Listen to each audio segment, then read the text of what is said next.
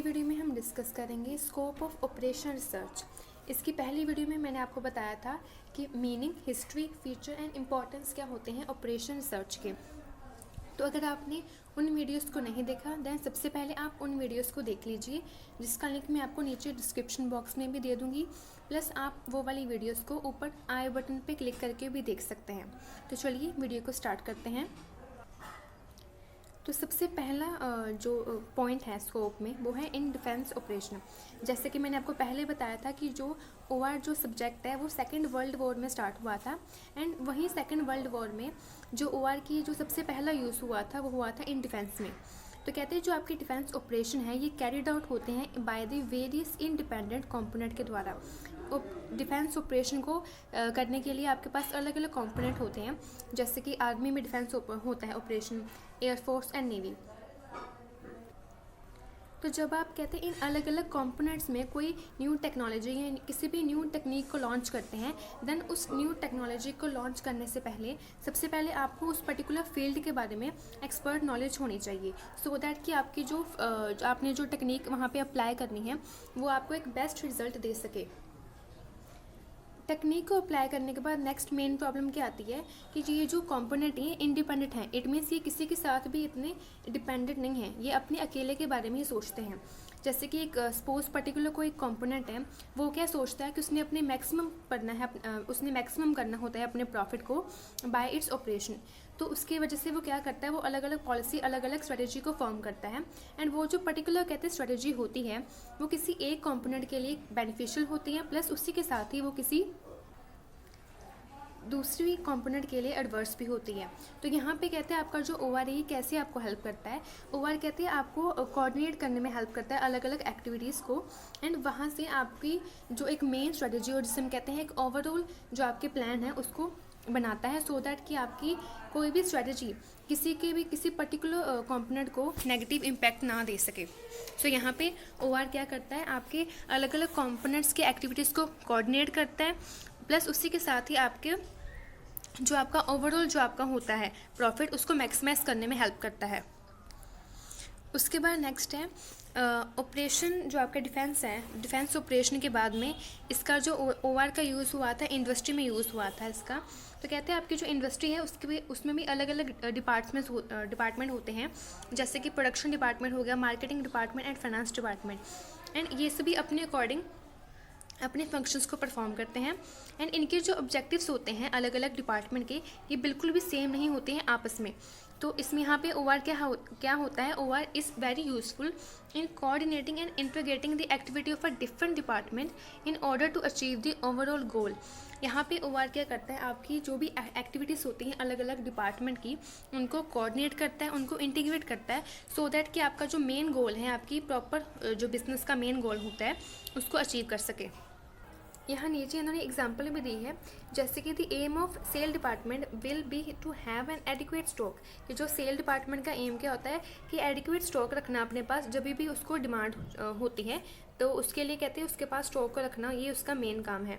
But कहते हैं उसी के अलावा अगर हम देखें तो जो आपका फाइनेंस डिपार्टमेंट है उसका मेन एम क्या होता है, टू रिड्यूस दी इन्वेस्टमेंट। उसने मेन देखना होता है कि आपका कहीं कुछ फालतू पैसा या कोई भी आपका फालतू एक्सपेंस ना हो जाए। इट मीन्स कि आपकी जो इन्वेस्टमेंट है उसको रिड्यूस करना। तो यहाँ से क्या होता है कि आपके जो सेल और आपका जो फाइनेंस डिपार्टमेंट है उनके जो पॉलिसीज है, उनके जो आपके एम होते हैं वो कॉन्फ्लिक्ट करते हैं। तो यहाँ पे ओआर क्या करता है, ये स्टडी करता है ऑपरेशन ऑफ टू सेक्शन। मतलब कि यहाँ पे ओआर क्या करता है, आपके sale department and finance department को अच्छे से आपके सिस्टमेटिक वे से और साइंटिफिक वे से कहते हैं स्टडी करता है, एंड वहाँ के जो भी कॉन्फ्लिक्ट होते हैं बिटवीन टू सेक्शन और बिटवीन टू डिपार्टमेंट्स उनको एक अच्छा बेस्ट सोल्यूशन दे के सॉल्व करता है। Last, OR method in industry can be applied in a field of production, inventory control, sale, marketing, purchase, transportation and many more.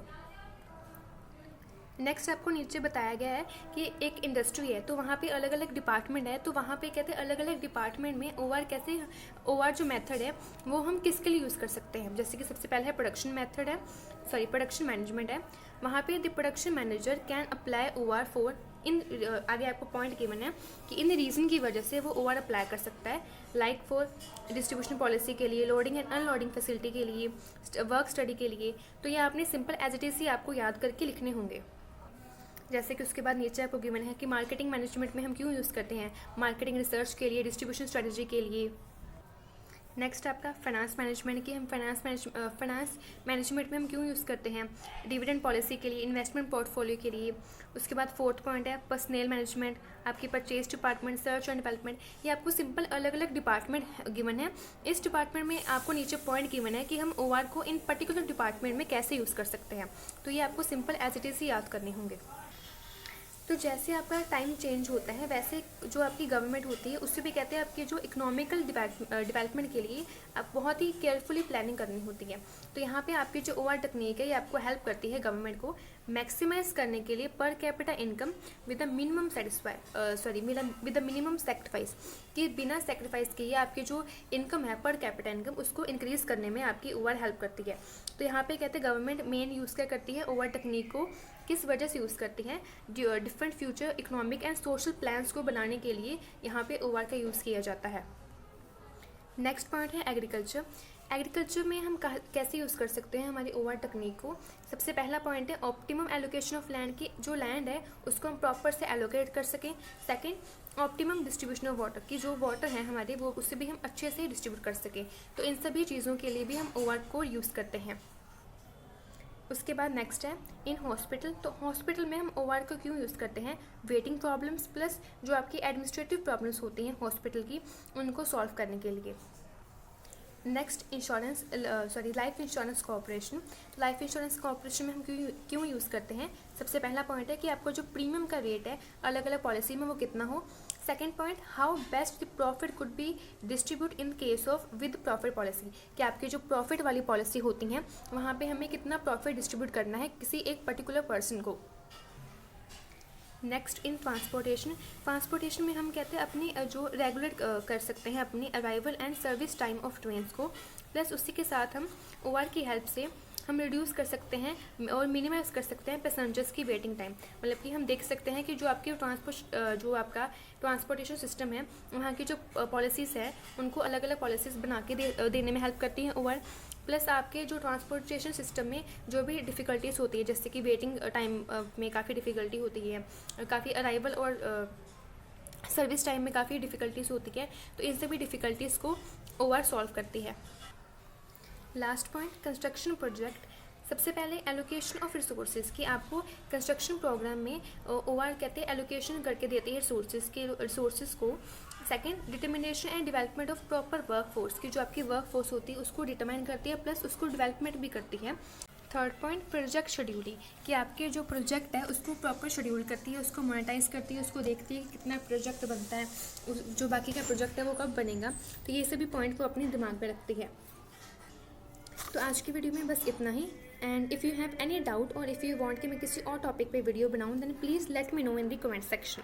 Thanks for watching.